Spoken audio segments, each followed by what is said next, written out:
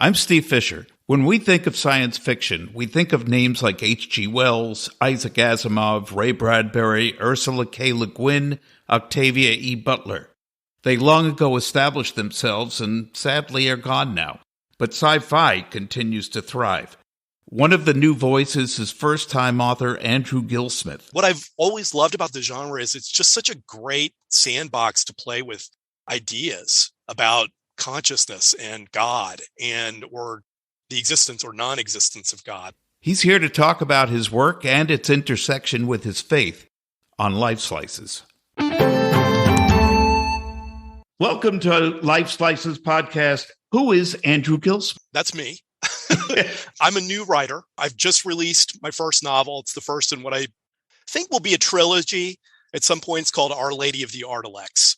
And it's really an exploration of the what I think of as kind of the fuzzy boundaries at times between faith and science.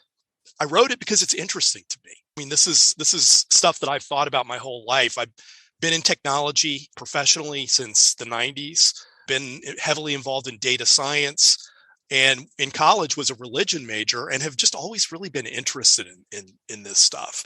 So that's me in a nutshell. I like to talk to writers about their process. So tell me, to what degree do you outline your work, create biographies what kind of preparation do you do before you sit down to write? I've gotten this question before about this book. And the answer I give is I spent 30 years researching it because I was reading about the topics that go into it. But I mean, ultimately, I wrote it in about 6 months. I mean, it just kind of, once I actually developed the discipline to sit down in front of a blank screen, right, and kind of face that, that dreadful, the terror, white space, yeah, right. It kind of flowed. I'm not a planner. I'm not an outliner. I guess I'm what George Martin euphemistically calls a gardener. Others call a pantser. And the reason for that, well, I mean, I have a little bit of ADHD. That's probably the core reason. But if there's an artistic reason for it, it's that I get bored easily. Like, I don't like to know everything that's going to happen in a story when I'm reading it. And I don't really necessarily like to know everything that's going to happen in a story as I'm writing it. I like to let the characters kind of figure things out for themselves as I'm going. I fully appreciate that. I know I've talked to a lot of writers about it because when I first started writing, I was diligent about outlining, and I found I never stuck to the outline, and it bothered me. I said, I'm always going off in tangents because nothing to do with what I originally started with. And then two things happened. I met a guy who wrote North by Northwest, and I said, that's one of my favorite films, and I love it. And his name is Ernest Lehman. I said, did you outline that? And he said, no. He said, I just kept writing myself into corners and had to figure out how to get out of it. And that, like, a week later, I saw Neil Simon on a talk show, and he said he used to outline and gave it up when his characters always took him in different directions. Yeah, that makes sense to me. I mean, I wonder, not to get too deep too fast here. I wonder if God created a couple of universes where he outlined things first. You know what I mean? And then realized, wait a second, let's give these guys free will and see what happens. That's going to be a lot more interesting and rewarding for everyone. I think he should go back to his original outline. When you talk about discipline, and I understand that's every writer's nightmare. I think it was Dorothy Parker who said most writers are most creative when thinking of reasons not to write. It's like everyone talks about, my house was never so clean as when I sat down to start a script or a novel. So how disciplined are you when you sit down to write? Do you have particular hours that work for you, particular days? Not really. It's not for me a matter of discipline. It's more a matter of obsession. So like once I'm in it, like I will avoid getting started forever. Because I know once I get started, that's all I'm going to be able to think about and all I'm going to be able to do until it's out. It's a birthing process, it's really rewarding, but you don't want it to last too long. You want the baby out, right? And you want to Exactly. meet the baby. The process is okay, but it's not always so fun. So for me, yeah, I wouldn't say that I'm disciplined, but once I get started, I'm pretty locked in, and I go fast, or at least I have so far, right? On this book and the one that I just wrote that's coming out, I think early next year. I mean, your mileage may vary. I mean, you've talked to hundreds of writers or thousands of writers. I'm sure everybody has a different approach to this, and it's kind of like whatever works. But yeah. Obsession works for me. That works. Now, what inspired your interest in sci-fi? And then how did you find the connection between that and religion? I've always loved speculative fiction. I grew up on Tolkien and C.S. Lewis and Frank Herbert and Dan Simmons and Neil Stephenson and just some of the Ursula Le Guin, the classics. I think with all of us who are in sci-fi, sometimes it's just escapism. It's like this reality can suck sometimes. It's really, really hard. Sometimes you just want to go somewhere completely and totally different. But what I've always loved about the genre is it's just such a great sandbox to play with ideas about consciousness and God or the existence or non-existence of God, language, core human nature. It lends itself to that really, really well. Yes, I just was talking to somebody else earlier, and I said I did try to be an atheist at some point, but I found it was too much work.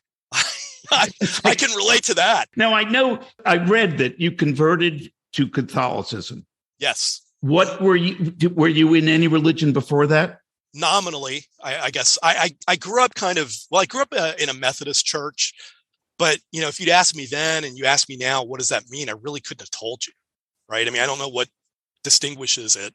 I mean, and I mean no disrespect by that, by the way, right? Right.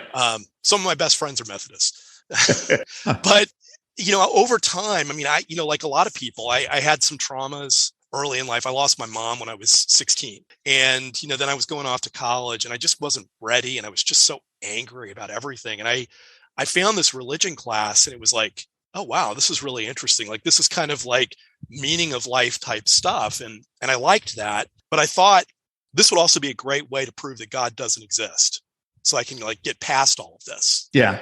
And so I went through a period of, for me anyway, and it's not always this way, obviously, but I went through this kind of like angry atheist phase, but it was kind of nagging at me in the background. And I just, over a long period of time, I just kind of was looking for meaning and purpose. And I found a lot of that in science. I found a lot of that in reason, but there's an end point to it, right? Like one of the things that I think my book is about is like the end point of reason is the insufficiency of reason. There are things that we can't know, and there are questions that just aren't appropriate for science to ask. And for me, I mean, I ultimately found it in Catholicism, and others will find it in other places, but it's been a really important part of my life.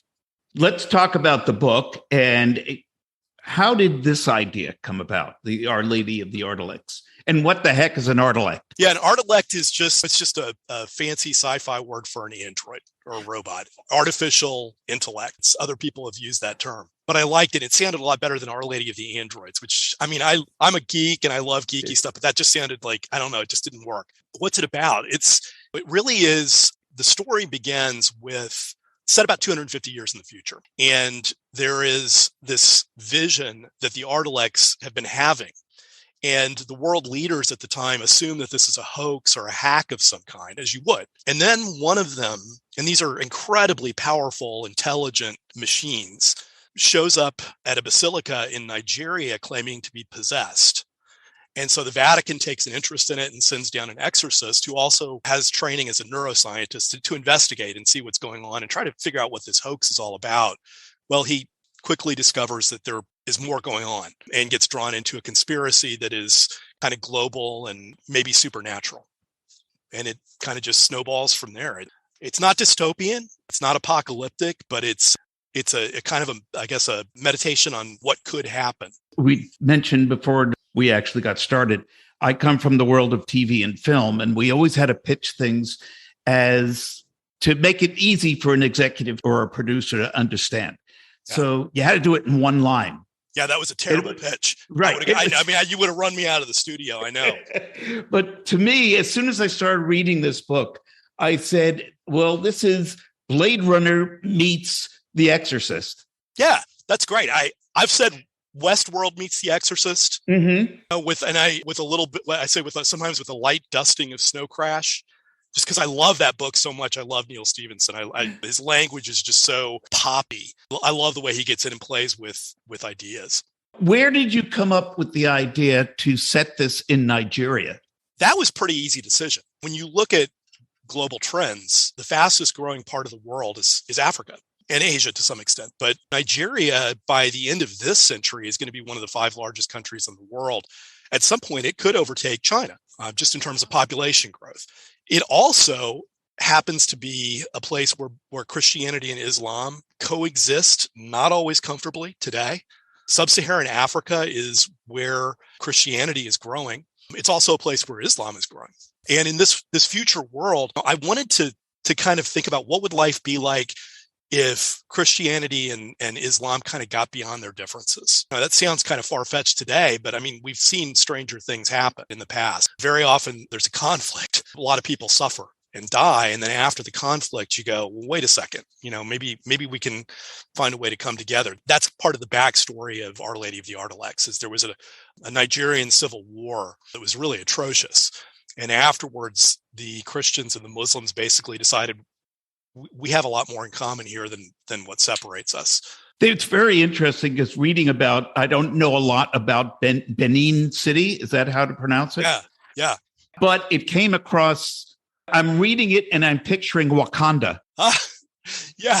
It's a very glorified vision of what Benin City will be in the future. Yeah. I mean, I think of it as kind of cyberpunky. It's a mixture of gleaming new towers and subterranean infrastructure and vernacular architecture, the architecture of the poor. Whether that's the way it's going to look 250 years from now, who knows? Today, Benin City is not a big city today. Google it and kind of look on the map, you'll see that. But again, with the kind of population growth that they're experiencing in Nigeria and what I believe will be economic growth that comes in behind that, anything is possible. Did you consult with any actual androids before you before you started writing the book?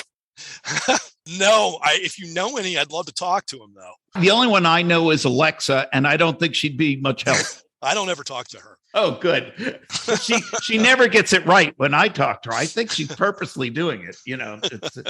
I asked for one song to be played. She plays something totally unrelated. I go, that's not what I find myself yelling at an artificial intelligence. That's scary. That's getting close to a Turing test.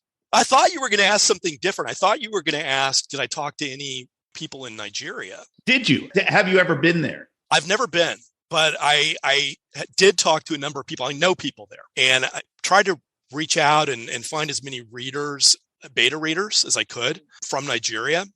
And I just asked them a lot of questions. I want to get this right. I'm like a white Midwestern American guy, and I'm setting a story in Africa. I don't want to fuck this up. And they were super gracious and helpful and corrected spelling. And some of the foods that I had being served were wrong. And some of the dress and things like that were a little bit off. And through that process, I hopefully got it closer to reality. And your character, Serafian, is an interesting character because he didn't start out as a priest. He was a lay individual and worked in computer coding. Is that right? Yeah, neuroscience and technology, specifically artificial neuroscience at the time. So where did he come from? What inspired him? You're never supposed to say the main character is me, and he's not, right? I mean, he's a priest. I'm not a priest. He's a lot better educated and a lot smarter than I am. Mm-hmm. But he's somebody who, like me, has wrestled with faith, has experienced some trauma, and is, I think, trying really hard to reconcile his scientific worldview and his training with this instinct toward belief. That's what I hope comes through with Serafian. That's what I think of him. Did you have time to interview or talk with any priests? Yeah, quite a few. And then there's some other writers who've written kind of Vatican intrigue type stuff or books about exorcism and possession that I got pretty deep into. Malachi Martin was one whose books, I've read I think everything he's written. He wrote a book called Hostage to the Devil in the 1970s that was kind of like, it came out at about the same time, I think, as The Exorcist. And of course, The Exorcist was much more popular and became the movie and this cultural phenomenon. But Malachi Martin was an actual Jesuit priest who had performed a number of exorcisms and had been involved in a number of other kind of interesting church politics behind the scenes. So he brought a really, I think, a more like academic perspective and probably a little more realism, theological realism, I would say, to his treatment of exorcism in his books. And what it involves. Why does it happen? What does it look like? What are the risks to everyone who goes through something like that? I found it interesting. I don't know if you've ever watched the TV series Evil, but there was an episode on there about a girl who might have been possessed. The interesting part was the father was Catholic, the mother was Muslim. So one brought in the Catholic priest to exorcise the child, and the other one brought in an imam. The two men of faith are having an argument over whose jurisdiction it is. Ooh. Because it's like, well, no, that was a Catholic demon. No, that's a jinn. That's a Muslim demon. So I have to do it. Oh, do we have different demons for different religions? Wow, that I'll have to check that out. That sounds like a pretty interesting show. Catholic demonology it's pretty intricate. I mean, there's a rich ancient body of literature on this, and it draws heavily on its Jewish roots, and sort of Jewish ideas of possession and the spiritual or unseen world. It's different in Islam, and again, I don't want to speak for Islam, but it's not so much in Islam fallen angels as a fallen race of beings that are made of smokeless fire, is how the Quran describes it. And these are the jinn, and they came before humans, but in their pride rebelled against God, rejected humans. So there's obvious parallels there, and were kind of banished from the world, but they still have influence. They still can find their way in and wreak havoc. I was wondering, as I was reading this, I was thinking, should I have done more study of Catholicism before I read this book? There seems to be a comfort level and an understanding of Catholicism that I don't think the average non-Catholic reader would have. I think that's true. This is, like I said, I mean, you have to write for yourself. Well, you don't have to. I guess maybe you're better off writing for a market. I mean, that, a lot of the best-selling authors would say, find the market and write for it. But for me, I can't do that. If I'm going to do this, I mean, I don't have hopes, but not expectations of becoming some big best-selling author. And these things are very, very interesting to me. And I wanted it to be real. I wanted it to be hard science and hard theology. I didn't want a lot of squishiness on either side. I hope people can read it and enjoy it and maybe be stimulated into some questions by it without having an intense background on it. But it probably does help. Yeah, but I mean, I'm reading it and I'm kind of assuming in certain places, okay, that's something about Catholicism I might not fully understand. That doesn't mean I don't find it intriguing and want to read more. When I read The Exorcist many moons ago, I didn't know much about that, about demonology or Catholic ritual, but I was able to get into the suspense and the terror of it. And I think it's the same way with your book. Oh, thank you. Another writer I love is Gene Wolfe. Gene is no longer with us, but he was also Catholic. If you are looking for it, you will find a lot of Catholicism in his writing. But you also can read his stuff without even ever noticing it necessarily. Like it's there, it's in the background. I think it gives it depth and reality. That's kind of what I was going for. I have a very important question to ask. If the Pope were to read this book, would he invite you to the Vatican or kick you out of the religion? That's a really good question. I think he would invite me. I certainly hope so. I mean, I did not set out to offend the Pope or anyone. It's rooted in kind of an arcane history, recent history of Catholicism around the Fatima prophecies, which, I mean, we don't have time to get into it. And it is a little bit esoteric, but many, many Catholics are very devoted to the apparitions of Our Lady of Fatima, which were something that happened in the early 20th century and involved a number of prophecies. So I talk about that. There's controversy about whether the church has been fully transparent and forthcoming about that. There's this idea that there is a third secret of Fatima that was never really revealed. So Pope might be a little ticked off with me for for taking that and running with it. But I mean, I would hope that he would enjoy it and appreciate it. I think he would. So have any priests actually read the book and responded to you? Yeah. Yeah. I mean, so far, all of the priests who've read it have really enjoyed it. That's very, very encouraging. When I find out that a priest is reading it, it makes me very, very nervous. Just because, again, I'm not here to insult or offend anyone. And also, I am not a priest. I did not go through seminary, so their theological education and knowledge far surpasses mine. But so far, they've really enjoyed it and responded well. Have any of them said you should become a priest? No. I think I'm disqualified from that on a number of counts. But no, but I mean, I've had some really good discussions with them. I was going to make a joke about Jesuits, but I decided to not do that. It's way too Catholic insider baseball for a general audience. But the people that I'd love to interact with lots and lots of people on this. The people that I'm, in some ways, there are three groups that I'm most interested in talking to about the book or reaching with the book. Catholics, of course, Muslims who are really play an important role in this. And I have a great love. Sorry, that's my dog. A great love and respect for Islam. And so I really wanted to do it justice. And then agnostics, or people who don't know, who haven't made up their mind, but they're interested. Anybody that falls into those groups, I think would I think be interested in them. I have one question. Is your dog Catholic? All dogs are Catholic. Talking about. I don't know. My dog is outside my door saying, "What are we having for Sabbath?" I go, I don't know. I can't remember ever keeping Sabbath. This is a little game I like to play with writers. Your book is picked up by a producer and turned into a movie or a long-form TV show. Which would you prefer? A long-form TV show. Okay. For sure. Now they're asking you to cast the show. Ooh. Who do you see playing the various leads? Gosh. Oh, that's really good. I haven't thought about that. I feel bad, but I don't remember her name. The actress who played the Imperial Inquisitor in the Kenobi series would be great as Nemono Mbambu, who is the female lead in the book. She's an Imperial Praetor, basically like a warrior nun. For Serafian, boy, that's a good one. Wow. I have to start the Jeopardy theme song. Yeah. I don't know.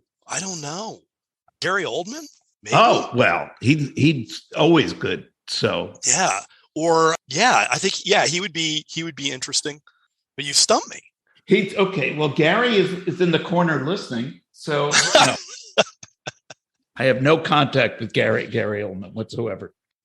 What question about you or the book would you like to answer, even though I haven't asked it? Well, you've covered a lot.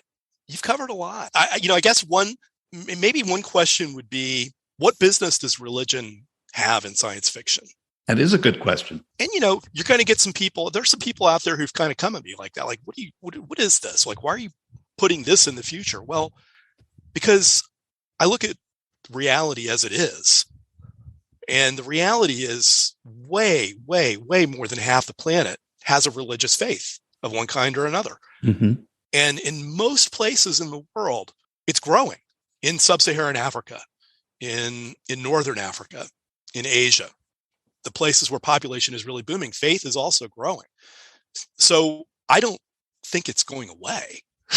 And to me, it's like one of the reasons I wrote the book is because when I read a lot of science fiction, there's just absolutely no discussion of it whatsoever. It's like it's never existed. Not only is it not in the future, but it didn't even exist in the past. You know what I mean? As a point of reference. And I find that it's not offensive. I mean, it doesn't bother me. I mean, I don't need faith in everything I read, far from it. But I find it incomplete, I guess. And I really wanted to find a way to integrate it into a science fiction story in a way that was not preachy, not heavy-handed, but did it justice, that honored that part of our humanity. Terrific. So where can people find your book? Amazon. It's on Kindle Unlimited. Right now it's exclusive on Amazon. And you can find me on Twitter at Andrew Gilsmith. Okay, very good. You don't have a web page yet? Not yet. That's a whole other story. You got to work on that. Oh, gosh. Okay, well, Andrew, thank you so much. I appreciate your being on Lifeslices, and I hope you'll come back with your next book. I would love to. Thanks, Steve. This was really fun.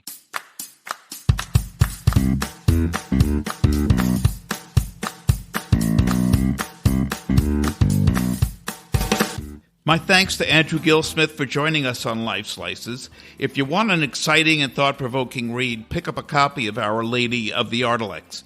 And keep an eye on Andrew. He may be new now, but he could be a classic tomorrow. And isn't that what science fiction is all about? If you like this program, please like us and subscribe on social media and wherever you get your favorite podcasts. Lifeslices is produced by Beatnik Ravens Productions, all rights reserved. Music courtesy of Fesleyan Studios.